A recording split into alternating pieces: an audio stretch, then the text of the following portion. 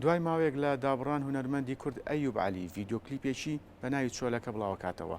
هونەرمەندی ناوبراو خاوەنی چەندین بەرهەمی هونەریە. لەو بارەیەوە و لە ڕێی سکایپەوە هونەرمەند ئەیوب عەلی سەبارەت بەم کارە نوێیە دوێنین.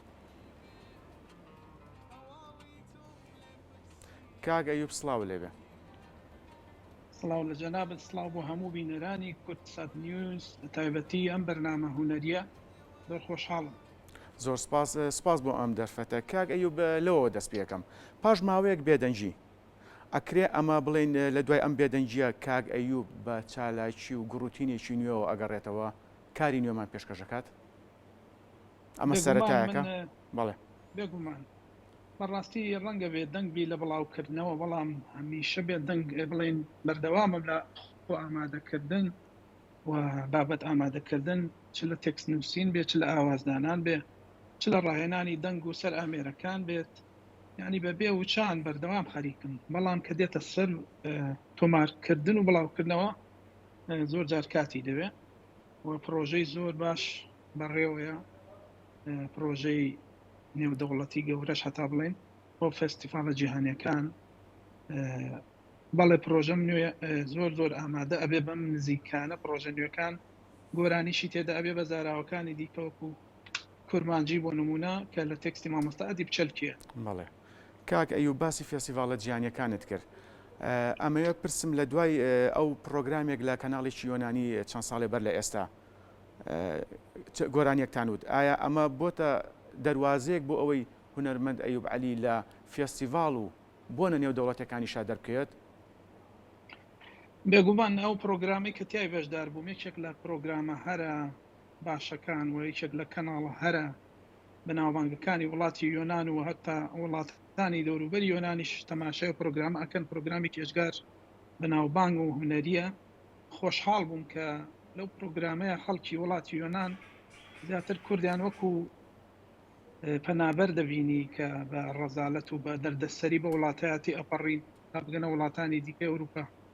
حەزم کرد بزانن کە کوردیش خاوەنی کەلتورە، خاوەنی هونەرە و زۆر بە خۆشحاڵیەوە پەیامی خۆم گەیان و بوو بەهۆی لێک نزیکبوونەوە یاخود پردێکی پەیوەندی لە نێوان هونەری کوردی و هونەری ئەو وڵاتە کە پرۆژەی دیکەشی بەدوادا دێت. دڵنیام دەرفەتێکی زۆر باش بوو. ئەو پەڕیشانازی بوو بۆ من بە تایبەتیش کە توانی بە جلی کوردیەوە بەشدار بووم. سەرکەوتوبی کاک ئەیوب پرسیارێکی کەم هەیە. ئەم ڤیدیۆ کلیپە تازەیە تێکست و ئاوازی شەیە یان ئەوانی کە هاوکار بوون لەگەڵ هونەرمەند ئەیوب عەلی ئەگەر بە کورتی پێمان بڵێ؟ بێگومان من بە زۆر ستایلی جیاوازکارەکەم. ئەم ستایلێم ئیشەم لەسەر کرد. ئەمە ستایلی فیوژنی پێ ئەڵێن. ئەمە ستایلەکە تێکەڵکردنی موزیکی ئیسپانی لەگەڵ کوردی بڵین. ستایلەکە ستایلی ڕومبایە، ڕومبا فلامنکە، گیتاری تیا بەکارهێنراوە. ئەڕەنجەکە لوئیس ڕۆبیسکۆ لە وڵاتی ئیسپانیا لە شاری بارسەلۆنە ئەڕەنجی گۆرانەکەی کرد. موزیک تەواو ئیسپانی، ڕیتم، پاڵماس، هەموو شت، بەڵام ڤۆکاڵ و مێلۆدیەکە کوردی بوو. تێکستی کاکەڕەنج سەنگاوی بوو و شانازیەکی گەورەش بوو بۆ من کە کاکەڕەنج بە دەنگی خۆی لەم بەرهەمەکەیە بەشدار بوو. وەکو بڵێم بەرهەمێکی جیاواز بوو، وەزێک نوێکاری پێوە بوو لە ئاستێکی هونەری بەرز، ستایلێکی تا بڵێ نوێ بۆ موزیکی کوردی. ڕەنگ بێ وەرگرتنی لە سەرەتای ئاسان نەبێت لە لای گۆگرەکانم کە بە ستایلەکانی دیکەم زیاتر ئاشنان، بەڵام ئەم بەرهەمە خۆم شانازی پێوە دەکەم. وەکوتم فیوژن ستایل ئەمە لەگەڵ گیتاری فلامیکۆ و ڕومبا و ئاوازی کوردی پێکەوە. دوجاریش میوزیک یعنی گەاندنی پەیامی ڕێز و خۆشەویستی نێوان نەتەوەکان و هیچی دیکە. بەڵێ کاک ئەیوب هەر لە ڕوونکردنەوەکانی خۆتەوە پرسیارێکی کەم بۆ دروست بووە. هونەرمەند ئەیوب عەلی جگە لەوەی کە بە چەندین زاراوە گۆرانی وتوە هەڵبەت زاراوەی کوردی کەواتە لە ئێستاە هونەرمەند ئەیوب عەلی کار لەسەر ستایلەکانی تریش دەکات. مەبەستم ستایلی خۆر ئاوا بێت، خۆرهەڵاتی بێت؟ بەڵێ من هەر ستایلێک توانای خۆمی تیا ببینەوە کاری لەسەرەکەم، توانای خۆمی تیا نەبینەوە کاری لەسەر ناکەم.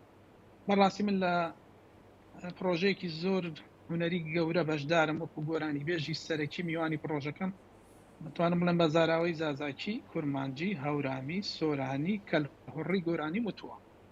حتا بە ئەنگلیزیش بۆ ڤاڵەنتاین گۆرانیەکەم وت و پرۆگرامیش هەیە بڵێن پلانی شەیە بتوانم زیاتر زمانەکانی دیکەش خزمەت بکەم بەڵام وەکوتم هەر ستایلێک خۆمی تا ببینمەوە توانای خۆمی تا دەرکەوێت کاری لەسەرەکەم ئەگینا هەر ستایلێکیش بزانم کە دوورە لە ڕۆحێت و لە حەزی من کاری لەسەر ناکەم پرۆژەی زۆر گەورەمانەیە کە دەبێ بە خزمەت و ناساندنی زیاتری هونەری کوردی لە داهاتوویکی نزیک کە ئاشکرای دەکەین و ڕنگ بێەوە پێویستیشکا بەم نزیکانە خۆم بۆی بگەڕێمەوە وڵاتی کوردستان.